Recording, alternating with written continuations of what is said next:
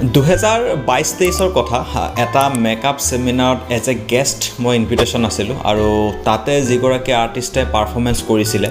তো খুব ভাল লাগিছিল তেখেতে খুব ধুনীয়াকৈ বুজাইছে তেখেতে বুজোৱা যিটো ষ্টাইল এটা ইউনিক ষ্টাইল আছিলে আৰু যিখিনি বুজাইছে গোটেই ষ্টুডেণ্টখিনি ভালকৈ বুজি পাইছিলে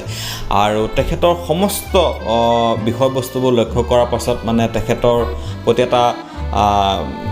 ভাৱ জাগ্ৰত হৈছে যে আৰ্টিষ্টগৰাকীয়ে ভাল বুজাব পাৰে বা ভালকৈ নলেজখিনি দিব পাৰিছে তো ৰিচেণ্টলি মই তেখেতৰ এটা বেটছ হ'বলৈ গৈ আছিল সেই বেটছত মোৰ এজন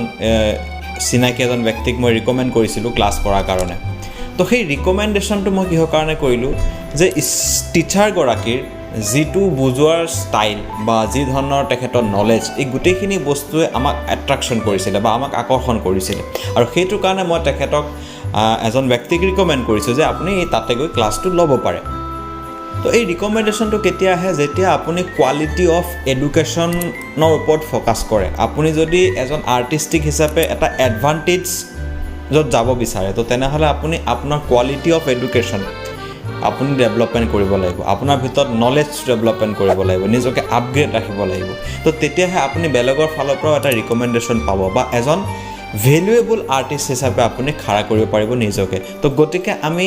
ভাইৰেল হোৱাতকৈ এজন ভেলুৱেবল আৰ্টিষ্ট হোৱাৰ কাৰণে আমি চিন্তা কৰা দৰকাৰ আৰু সেই কাৰণে আমি নিজকে প্ৰিপাৰেশ্যন কৰাৰো দৰকাৰ তো গতিকে নিজকে এজন ভেলুৱেবল আৰ্টিষ্ট হিচাপে তৈয়াৰ কৰাৰ কাৰণে প্লেন কৰক না কি ভাইৰেল হোৱাৰ কাৰণে ধন্যবাদ